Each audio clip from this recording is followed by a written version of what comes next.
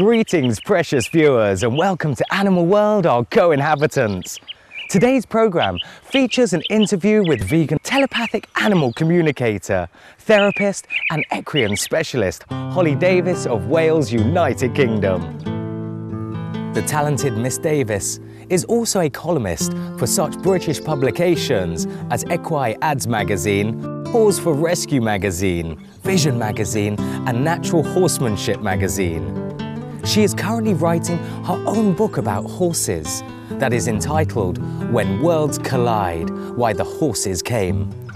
In late spring 2010, she will be appearing in a programme about animal communication that will air on one of Britain's Sky TV satellite channels. Let's now meet Miss Davis and learn about her background in interacting with animals.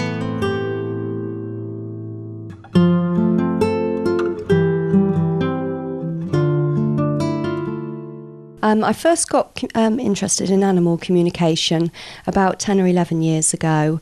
I took on a mare from a family member and basically she was very sick and ended up in hospital having to go through 2 colic surgeries. When she came home a few weeks later, I arranged to take on a very abused little pony that a friend had bought from a market that was in Foal, and we brought her home.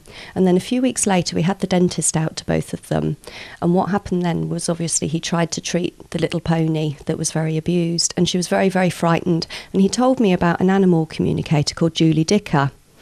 And so I had Julie out and she was coming out with things about these 2 little mares, and I stood thinking about how did she know about that? And I was quite intrigued by it because I'd never actually heard of it before. It was quite a new concept to me. And as she drove out down the driveway, I thought, but now she's gone. What's going to happen now? What's going to happen when I've got more questions that need asking?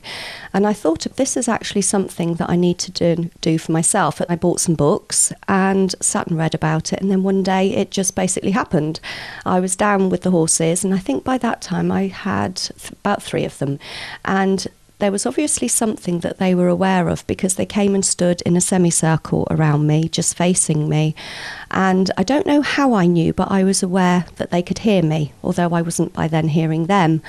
And so I started talking in my head saying, okay, I know you can hear me, And then I thought, okay, I need proof because, I can see that something's going on by the way that they're reacting.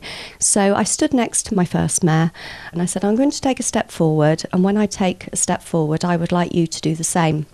So I took a step forward and she stepped next to me, and I thought, oh, that's good. So I thought, right, I'll do it again. So I asked her to take another step forward, which she did. Of course, by then ego had kicked in, turned it into a bit of a game. And I asked her a 3rd time, and this time she didn't do it. So I asked her, why didn't you do it? And she said, because I didn't want to. So basically that was the first thing that I ever actually heard from an animal. Now, how does the communication come to you? Does it come in words, pictures? For me, obviously, it can be different for many different people. Usually for me, it will come in the form of words, pictures and feelings. The pictures I have just sometimes, and the feelings is usually when the emotion is incredibly strong rather than just everyday emotions. So for me, it's primarily the voice that I hear from the animal. Although it sounds like my own voice at the time, it will take on different tones. It will be more masculine or more feminine. But it also depends on the animal that I'm speaking to and how forthcoming it is, because some will just give yes and no answers, whilst others, are full-blown conversations. Sometimes we have quite a long conversation just to get to, the answer that I was looking for, because like people, they're all very different when they're communicating with you. When we return, Holly Davis will detail some of her other inner communications with animals. Please stay tuned to Supreme Master Television.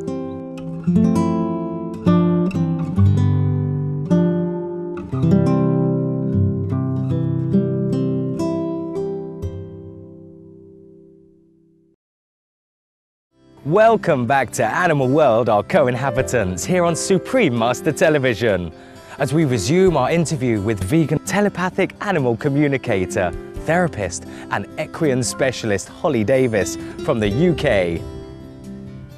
Miss Davis conducts workshops where people can learn how to connect inside with animals, offers a diploma course through Stonebridge College UK in animal communication and conducts consultations to help human caregivers learn more about their animal companions' behaviour and how to best meet their needs. Miss Davis now shares more of her experiences of receiving messages from the animals.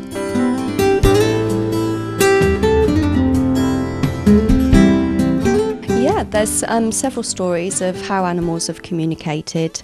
Probably one of the first things that I heard, other than my first mare, was some chickens about 2 days after I started communicating. And I was driving down the motorway to a livery yard to go and visit another therapist. And as the chicken lorry went past, and it had all, the crates on the back, and I was asking the chickens as they went past, how do you feel about this? It looks very drafty, because of course they were all in the open cages, and one of them piped up very indignantly, do you understand that some of our friends are even transported like this in the rain? And asked them if they were aware of where they were going. They were, but at the same point, they were also aware of what they picked up from people, I suppose, from, other people's thoughts, that where those particular chickens were going wasn't as bad, as where some of their friends went.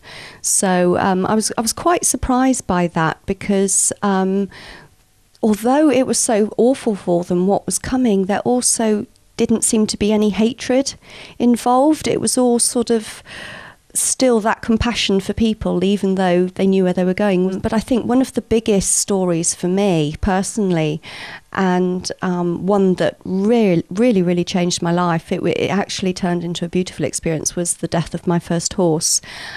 She had been going downhill for quite some time, and we'd had just about every sort of vet and different therapist to her, and she kept saying to me, "Holly, you know how to make me well, you can make me better."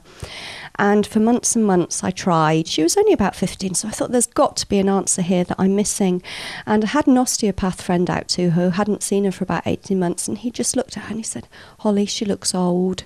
She had Cushing's syndrome and chronic laminitis. And one day, and I thought, okay, I've sussed it. You're actually saying that, your time has come. And when that thought came, it was almost like the sense of, applause going off in the background, Holly, you've got it.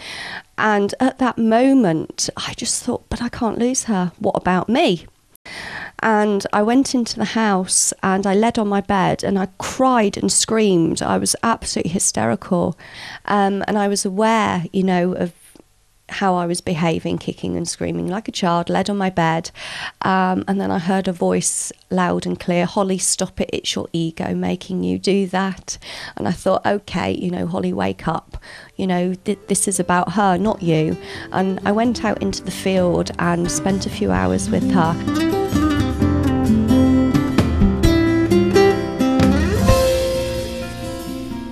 Currently, Miss Davis has a number of interesting ongoing endeavours pertaining to horses, including one regarding the scientific study of equine psychology and health.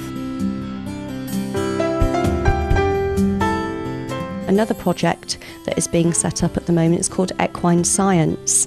And what we're actually hoping to do is find some PhD students, some universities that would be willing and interested in taking on research into the things that the horses are explaining to us. Because obviously there's been a major rise in things like metabolic syndrome in recent years, and as yet the answers aren't being found.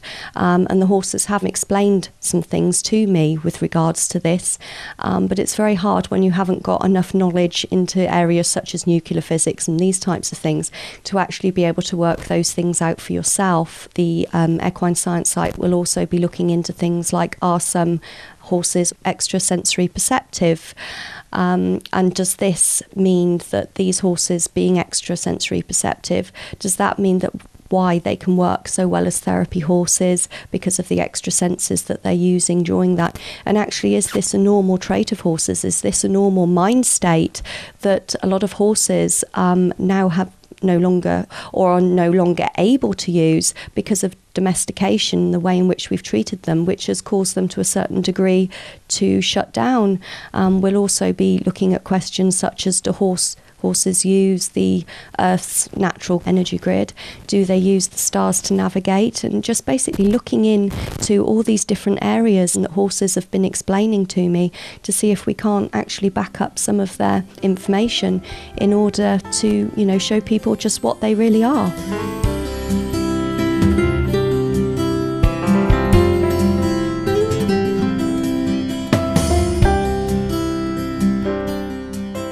Horses and other animals are truly angels who have come to assist humanity, colour our world and keep our planet in balance.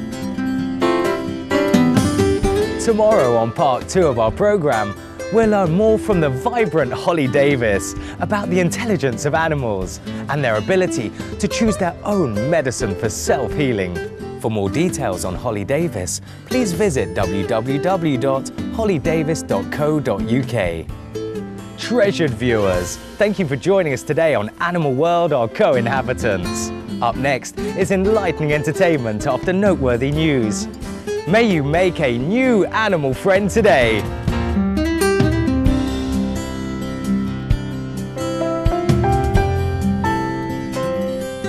For more details, please visit www.suprememastertv.com/AW.